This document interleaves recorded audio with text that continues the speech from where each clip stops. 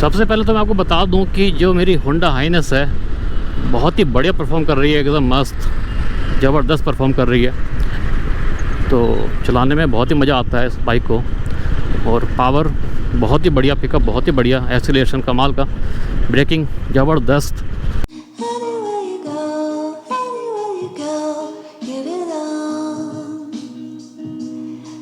आज तो काफ़ी रश दिख रहा है रास्ते में, देखो कितनी सारी पब्लिक जा रही है, खासकर बाइकर्स ही हैं ज़्यादातर। लग रहा है कि रेस लगा रहे हो जैसे आज कोई मैराथन चल रही हो बाइकों की। तो कुछ इस तरह का खिला खिला मौसम है आज, आप देख सकते हो, और हवा बड़ी अच्छी चल रही है। और हवा से याद आया कि कल जो माहौल था ना बाहर का, वो कुछ ज़्यादा ही कतली था। तो कल तो धूल भरी आंधी चल रही थी, बहुत ज़्यादा, एकदम धूल मिट्टी खूब उड़ रही थी, आंधी टाइप का आ रहा था पूरा। और शाम को मौसम जो है थोड़ा बादल भी आ गए थे, हल्की फुल्की छींटा खसी भी हो गई थी, बूंदा बांदी।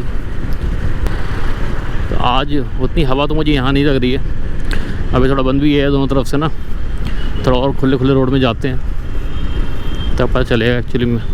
फिर भी कल जैसी हवा नहीं है यहाँ पे। कल तो यहीं पे बहुत ज़्यादा हवा का फील हो रही थी। ये क्या है भाई?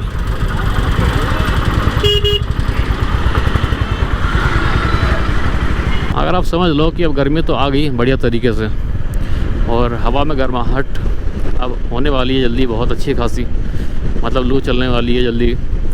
तो अप्रैल, मई और जून 3 महीने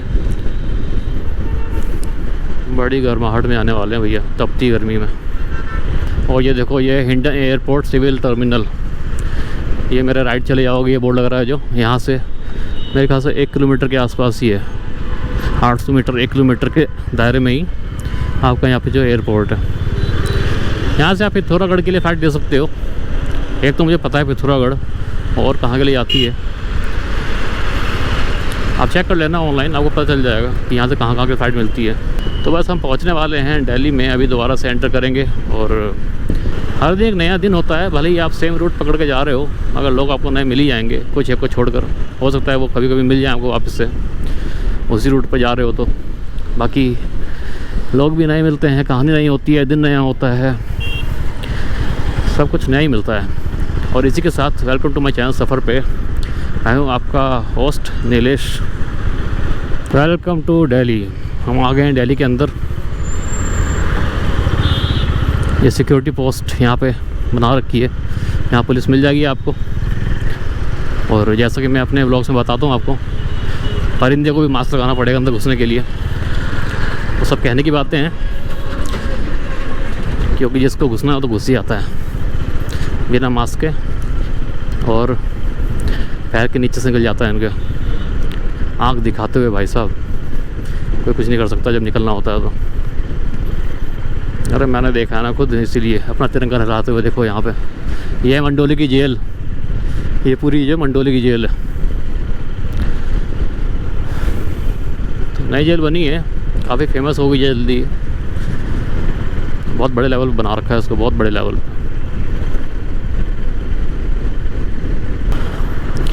सबसे पहले तो मैं आपको बता दूं कि जो मेरी होंडा हाइनेस है बहुत ही बढ़िया परफॉर्म कर रही है, एकदम मस्त ज़बरदस्त परफॉर्म कर रही है। तो चलाने में बहुत ही मज़ा आता है इस बाइक को, और पावर बहुत ही बढ़िया, पिकअप बहुत ही बढ़िया, एक्सीलरेशन कमाल का, ब्रेकिंग ज़बरदस्त। तो कोई शक मत रखना मन में कि अगर आप मन बनाते हैं इस बाइक को लेने का तो मन बदलने की ज़रूरत नहीं है, मैं बताऊँ आपको। तो मुद्दे की बात पे आते हैं। मुद्दे की बात मैं जो करने वाला था वो ये है कि मैंने होंडा हाइनेस, आपको बताया था मैं पिछली वीडियो की, मैंने सबसे पहले जो बाइक ली है ना, मैंने अपनी ज़िंदगी में बाइक चलाई है एक्चुअली में, वो यही है होंडा हाइनेस JB 350 जो मैंने परचेज़ करी, वही मैंने चलाई। तो आप सोच रहे हो कि आपने ये बाइक ख़रीदी है तभी आप इसके बाद गए थे मनाली टूर के लिए, अटल टनल के लिए। तो वो मेरी करीब 1300 किलोमीटर की राइड थी, लॉन्ग राइड, सबसे लॉन्ग राइड मेरी अभी तक की। और मेरी होंडा हाइनेस के साथ वो मेरी फ़र्स्ट राइड थी, ये भी बात सही है। मगर मेरी पर्सनली लॉन्ग राइड जो है वो इस होंडा हाइनेस में नहीं हुई है। जी हाँ, वो होंडा हाइनेस में नहीं है। हाँ जी, मैं उसको लॉन्ग राइड ही कहूँगा, क्योंकि वो 200 किलोमीटर से ऊपर की राइड थी। और मेरे को करीब 7 से 8 घंटे लग गए यार उस राइड को पूरा करने में। और वो राइड मैंने किसी बाइक पे करी भी नहीं थी, ना मैंने कार में करी थी, ना मैंने अपने बजाज ब्रेवो में करी थी। तो वो मैंने करी थी अपनी होंडा एक्टिवा। होंडा एक्टिवा मेरी स्कूटी है जो, उसके ज़रिए मैंने करी थी वो राइड कंप्लीट। और हुआ क्या था वो मैं आपको बता दूं कि मैंने जो है होंडा एक्टिवा ली थी हिसार हरियाणा से, वहाँ से मैंने परचेज़ करी थी। तो एक्चुअली मैंने निकलवाई थी वो कैंटीन के थ्रू, तो कैंटीन में अवेलेबल थी वो हरियाणा में ही, और मिली थी मुझे हिसार से, क्योंकि मेरे डैडी एक्स सर्विसमैन है तो हमें कैंटीन से अवेलेबल हो जाती है। तो उसमें मेरे 5-6 हज़ार रुपये की बचत भी हो गई। और वहाँ से लाने का पेट्रोल कितना लगा होगा, मेरे ख्याल से 700-800 रुपये में आ गए होंगे, सही बताऊँ तो मैं। 210 किलोमीटर के करीब मेरी राइड थी वो वाली फर्स्ट। और वो राइड जो थी ना अब तक याद रहेगी, वो ज़िंदगी भर याद रहेगी वो राइड मुझे। एक्चुअली टाइम था, अभी मुझे डेट याद है, 31 जुलाई 2013 जब मैं वो लेने गया था हिसार। और वहाँ से सारे पेपर वर्क करके हमको बाइक मिल गई थी करीब 3 बजे। 3 बजे नहीं मिली थी, हमने 3:15 साढ़े 3 बजे हम वहाँ से निकले थे वापस घर के लिए। और भाई साहब को पता ही है कि जुलाई का मौसम होता है, जो होता है बारिश का वेदर जो होता है मानसून वाला होता है। वहाँ पे तो अच्छी खासी खिली खिली धूप थी, कहीं दूर दूर तक बादल का नामो निशान नहीं था। मगर जैसे जैसे हम बढ़ते गए आगे, रोहतक के करीब आ गया, तो भाई साहब जो वहाँ पे बादल लगे थे, जो बारिश चालू हुई है, और पूरे रोहतक में पानी पानी पानी पानी, ऊपर तक पानी। और ऐसे कंडीशन में मेरे को आदत नहीं चलाने की, क्योंकि मैंने जो अपने जीवन में उससे पहले राइड करे थे 2 व्हीलर्स, वो मैंने ज़्यादा से ज़्यादा 20 किलोमीटर के आसपास चलाया होगा, ज़्यादा से ज़्यादा यही हुआ होगा, इससे ज़्यादा नहीं। मैं कहीं लंबा गया ही नहीं था कभी, सिटीज़ में चलाया, इतनी दूरी से ज़्यादा कभी कवर करने की ज़रूरत नहीं पड़ी, कोई भी चीज़ इतनी दूर थी नहीं से ज़्यादा। और वहाँ से सीधे उसका 10 गुना बढ़ा देना, तो 10 गुना लंबी राइड कर लेना। तो फर्स्ट टाइम तो यार एक्सपीरियंस मतलब अलग ही होता है उसका, तो जो फीलिंग होती है वो भी अलग ही होती है। बस मेरे को चलाने से लंबी मेरा मन था बहुत कि भाई आप लंबा लेके जाएंगे, बहुत एक्साइटेड था, बहुत ही ज़्यादा भाई 200 किलोमीटर मज़ा आ जाएगा चलाने में, इतना लंबा राइड करेंगे। तो राइड तो कर ली लंबी, मगर लग भी गई उस दिन, क्योंकि रोहतक आते आते जो है बारिश का मौसम हो गया था, बारिश होने लगी थी बहुत ज़्यादा। रोहतक पहुंचने पर तो पूरा पानी लबालब भरा हुआ था जगह जगह पर, और गाड़ी के पहिए आधे से ज़्यादा डूबे पड़े थे। तो भाई साहब जो मैं उसमें खींच के लेके जानी पड़ी मुझे, स्कूटी बंद भी हो गई 2-3 बार तो, क्योंकि साइलेंसर के अंदर पानी चला जा रहा था। खींच के उसमें तालाब में से निकाल के गाड़ी को लेके गए, फिर थोड़ा वेट किया पानी निकलने का, टेढ़ा किया, फिर चलाया।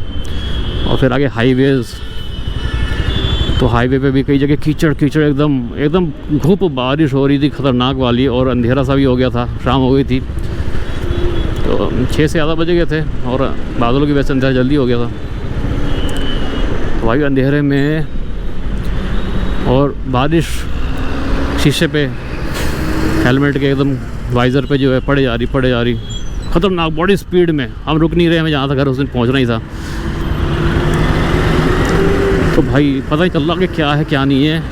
एक गड्ढा भी आगे बीच में, स्लोपी सा काफ़ी अंदर तक था, वहाँ बाइक स्किट मारी और थोड़ा दूर में फिसलता चला गया, और मिट्टी था पूरा उस टाइम। फिसलता चला गया, वहाँ पैर अड़ाए रखा मैंने थोड़ी दूर तक। आगे आकर थोड़ा उबड़ खाबड़ सा रोड थी वहाँ पे, जिससे पैर फंसा मेरा, जिसकी वजह से जो है वहाँ पे ग्रिप बनी, और वरना मैं पूरा गड्ढे के अंदर ही आता उस दिन। मतलब पहली राइड और इतना सारा जो अपने साथ जो है ना मतलब एडवेंचर हो गया, ऐसा मज़ा ही आ गया। वो दिन ज़िंदगी में भूल नहीं सकता मैं। हालत पतली हो गई थी बिल्कुल ही, और अभी तो बहुत लंबा जाना था। और उस टाइम गूगल मैप का यूज़ नहीं करते थे, उस टाइम ऐसा फ़ोन था नहीं मेरे पास, स्मार्टफोन। उस टाइम यूज़ ही कितने लोग करते होंगे, 2013 में जब तो रिवोल्यूशन आया ही था स्मार्टफोन्स का, उस टाइम तेज़ी से कम ही लोग यूज़ करते थे उस टाइम भी स्मार्टफोन्स। तो बस इस तरीके से जो है अपना पहुँचे हम। अपनी पहली राइड करी मैंने पूरी 210 किलोमीटर की, जो मैंने करी होंडा एक्टिवा से, और करीब 8 घंटे लग गए मुझे घर पहुंचने में। उसको तो मैं अपनी फर्स्ट लॉन्ग राइड को बोलूँगा ही। आपको लग रहा हो 200 किलोमीटर ज़्यादा लंबी राइड होती नहीं है, शॉर्ट राइड में आती है। मेरे लिए वो मेरी लॉन्ग राइड थी भाई साहब। आप 20 किलोमीटर से सीधा 10 एक्स्ट्रा चले जाओ, 20 से 200 किलोमीटर, वो आपको लॉन्ग राइड ही लगेगी। और वैसे 200 किलोमीटर की लॉन्ग राइड होनी चाहिए, शॉर्ट राइड में तो नहीं आनी चाहिए। ये देखो ट्रक किस तरीके से आ रहा है, एकदम भयंकर तरीके से पूरा रेता लेते हुए। और इतना पूरा गीला, इसका पानी निकल रहा है नीचे, और इसके जो रेत है ना उड़ के आ रहे हैं पीछे की तरफ से, पार कर लूँ। और उसके बाद से होंडा ने भरोसा जीत लिया भाई साहब। होंडा का भरोसा आज तक कायम है, इसलिए मैंने ले ली होंडा हाइनस CB 350। तो ऐसा कुछ नहीं है कि अगर आपको लॉन्ग राइड पे जाना है तो आपको बहुत बढ़िया बाइक ही चाहिए हो या बहुत बढ़िया टू व्हीलर चाहिए हो जो कि लॉन्ग राइड के लिए परफेक्ट हो। परफेक्ट कुछ नहीं है, आप स्कूटीज़ पे भी जो है लॉन्ग राइड कर सकते हैं। लोग जुपिटर पे कर रहे हैं, एक्टिवा पे कर रहे हैं, और जाने वाले 1000 किलोमीटर भी आते हैं। तो अपन तो बहुत ही कम गए थे भाई। तो बस यही सब थी मेरी कहानी, स्टोरी। और बहुत सारे ट्रक जा रहे हैं, हम पार कर रहे हैं इस टाइम सेंचर ब्रिज को। तो अच्छा मौका है अपनी वीडियो को यहाँ पे दी एंड कहने का। तो चलिए, वीडियो अच्छी लगी हो लाइक कीजिए, सब्सक्राइब कीजिए, और मेरे इंस्टाग्राम ब्लॉग को फॉलो कीजिए, सफ़र पे _ब्लॉग। अरे यार, इससे तो आगे निकल जाऊँ, बहुत धूल उड़ा रहा है। चलो, तो मिलता हूँ आपसे नए सफ़र पे। तब तक के लिए thanks for watching, goodbye, take care. और हाँ, जब भी सफ़र पे निकले, सफ़र पे याद रखना